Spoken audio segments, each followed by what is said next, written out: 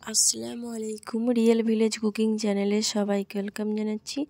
আমি আজকে তন্দুরি চিকেন বানিয়ে দেখাবো ধাবা স্টাইলের। নতুন জামাই এবং হঠাৎ কোনো বাড়িতে গেস্ট এলে এইভাবে চিকেন বানিয়ে দেবেন, ব্রেকফাস্টে খুবই ভালো লাগবে। এখানে আমি নিয়ে নিয়েছি 500 গ্রাম চিকেন ভালোভাবে ধুয়ে পরিষ্কার করে নিয়েছি। দিয়ে দিচ্ছি 1 চামচ পরিমাণ আদা রসুন বাটা, কাসুরি মেথি বেটে নিয়েছি, জিরে গুঁড়ো 1 চামচ পরিমাণ, ধনে গুঁড়ো 1 চামচ পরিমাণ। আমি এখানে জিরে গুঁড়োটা 1.5 চামচ নিয়েছি, কাশ্মীরি লাল লঙ্কা গুঁড়ো নিয়েছি 1.5 চামচ পরিমাণ, হলুদের গুঁড়ো 1 চামচ পরিমাণ, লবণ নিয়ে নিলাম 1 চামচ পরিমাণ। লবণটা আপনারা চেক করে দেবেন। এখানে লেবুর রস নিয়ে নিচ্ছি, একটা লেবু আমি রস নিগড়ে নিয়ে নিলাম। আপনারা এখানে ভিনিগারও ব্যবহার করতে পারেন। লেবুর রসটা আমি নিগড়ে নিয়ে নিলাম। এবার দিয়ে দিচ্ছি এখানে গরম মশলা, টক দই দিয়ে দিচ্ছি 2 টেবিল চামচের মতো। সব কিছুকে ভালোভাবে আমি মাখিয়ে নেব। চিকেনের সঙ্গে খুব ভালোভাবে মিশিয়ে নিতে হবে, যেন মশলাগুলো ভালোভাবে চিকেনের গায়ে ভালোভাবে মেখে যায়। এইভাবে চিকেন রান্না করে দেখবেন, খুবই ভালো লাগবে। আর স্কিপ না করে পুরো ভিডিওটা দেখুন। বাড়িতে হঠাৎ কোনো গেস্ট এলে বা নতুন জামাই হলে এইভাবে চিকেন রান্না করবেন, খুবই ইয়ামি একটা রেসিপি। সবাই খেয়ে খুবই প্রশংসা করবে। আমি চিকেনটাকে খুব ভালোভাবে ম্যারিনেশন করে নিলাম।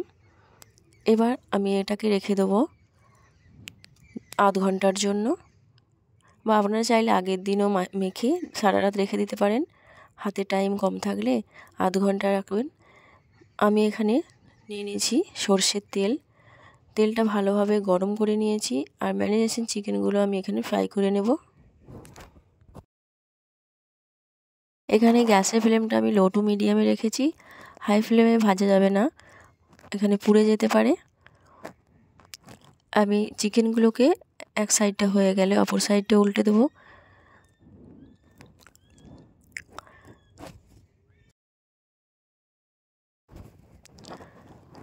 খুবই টেস্টি একটা রেসিপি।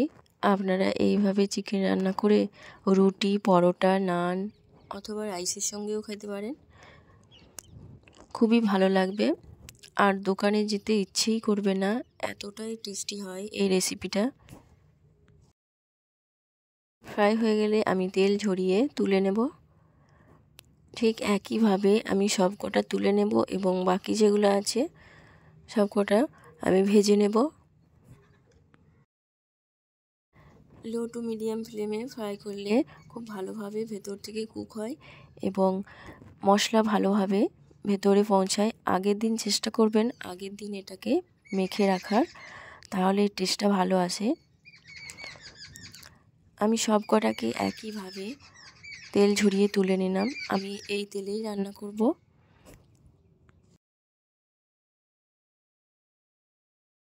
আমি চিকেন ফ্রাই করার তেলেতেই রান্না করছি।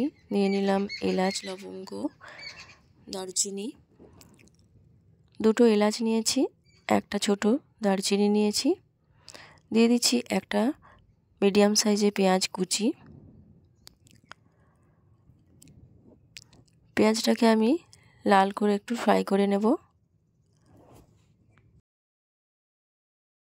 খুব বেশি ফ্রাই করব না, কিছুক্ষণ একটু নাড়াচাড়া করে এর মধ্যে আমি কিছু মশলা অ্যাড করব।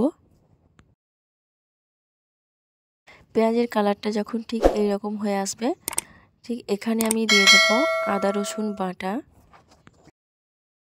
এখানে আমি 1 চামচ পরিমাণ আদা রসুন বাটা দিয়েছি। আদা রসুন বাটা দিয়ে কিছুক্ষণ নাড়াচাড়া করে নেব। আদা রসুনের কাঁচা গন্ধটা যখনই একটু নাড়াচাড়া করলেই চলে যাবে। দিয়ে দিই 1 চামচ পরিমাণ হলুদের গুঁড়ো, কাশ্মীরি লাল লঙ্কা গুঁড়ো 1 চামচ পরিমাণ দিয়ে একটু নাড়াচাড়া করে নিচ্ছি। দিয়ে দিচ্ছি একটা তেজপাতা তেজপাতাটা দিয়ে আবারও একটু নেড়ে নেব এবং ফ্রাই করে রাখা চিকেনগুলো আমি দিয়ে দিচ্ছি। চিকেনগুলো দিয়ে আমি আলতোভাবে একটু নাড়াচাড়া করব যেন মশলার মধ্যে পেঁয়াজ এবং সব কিছু মিশে যায়। আমি এর মধ্যে যে ফ্রাই করার যে তেলটা তলায় থাকবে বা মশলা, আমরা যখন মশলা মাখাই, মশলা মাখানোর সময় তলায় যে মশলাটা এক্সট্রা মশলাটা থেকে যায় সেটা আমি এর মধ্যে দিয়ে দেব। আমি চিকেনের মধ্যে এখনও কোনো রকম জল দিই না, একটু নাড়াচাড়া করে ভালোভাবে মিশিয়ে নিতে হবে। এটা খুব আলতোভাবে করতে হবে। এবার এক্সট্রা যে আমি মশলার জলটা ছিল সেটা দিয়ে দিলাম, আবারও খুব ভালোভাবে মিশিয়ে নেব। গ্যাসের ফ্লেমটা আমি লো টু মিডিয়ামে রেখেছি। এইভাবে অনবরত নাড়াচাড়া করে এটা আমি 7 থেকে 8 মিনিট রান্নাটা করে নেব।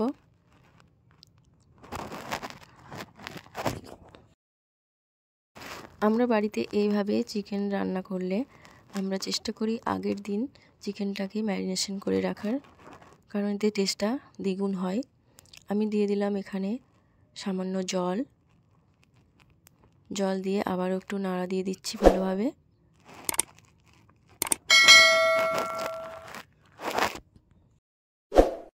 আমি বাড়িতে এইভাবেই মাঝে মধ্যে চিকেন রান্না করে থাকি, খুবই পছন্দ করে সবাই এবং রুটি পরোটার সঙ্গে খেতে সবাই খুবই পছন্দ করে। আমি ঢাকা দিয়ে রেখে দিচ্ছি 5 মিনিটের মতো।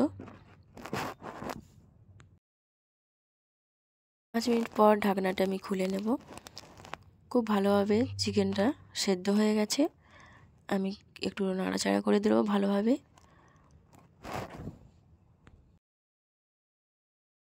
আপনারা যদি এখানে তন্দুরি চিকেন হালকা মিষ্টি একটু খেতে চান তাহলে সামান্য চিনি ওপর থেকে দিয়ে দেবেন, এটা খুবই ভালো লাগবে।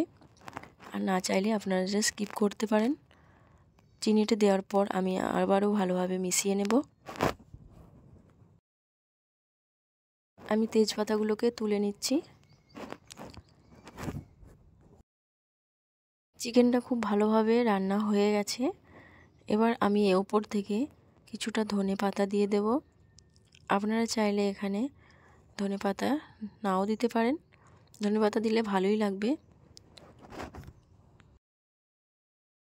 এখানে ওপর থেকে আমি 1 চামচ পরিমাণ তন্দুর মশলা দিয়েছি, আপনারা এখানে তন্দুর মশলাটা দিয়ে দেবেন।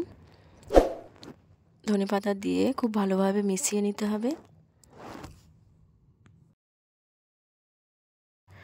তাহলে আমার এই রেসিপি কেমন লাগলো অবশ্যই কমেন্টে জানাবেন। আর খুবই অল্প সময়ের মধ্যে আপনারা এই তন্দুর চিকেন বানিয়ে নিতে পারবেন আর সবাই মন জয় করে নিতে পারবেন। আমি একটু ভালোভাবে দেখাচ্ছি চিকেনটা কতটা স্পাইসি হয়েছে এবং ইয়ামি হয়েছে। এই দেখুন, দেখেই বুঝতে পারছেন কতটা লোভনীয়। আমি যেভাবে বানালাম স্টেপ বাই স্টেপ আপনারা এইভাবে ফলো করবেন, দেখবেন খুবই ভালো হবে আর বাড়িতে সবাই খুবই প্রশংসা করবে। চিকেনটাও খুব ভালোভাবে ভেতর থেকে মশলা পৌঁছেছে এবং একবার কামড় দিলেই মুখের মধ্যে খেতে খুবই টেস্টি লাগবে। আমার এই রেসিপি যদি আপনাদের ভালো লেগে থাকে চ্যানেলটা সাবস্ক্রাইব করবেন এবং পাশে থাকা বেল আইকন প্রেস করবেন। ফ্রেন্ড এবং ফ্যামিলির সঙ্গে শেয়ার করবেন। আবারও নতুন রেসিপি নিয়ে হাজির হব। আজকের মতো এখানেই রেসিপিটা শেষ করছি।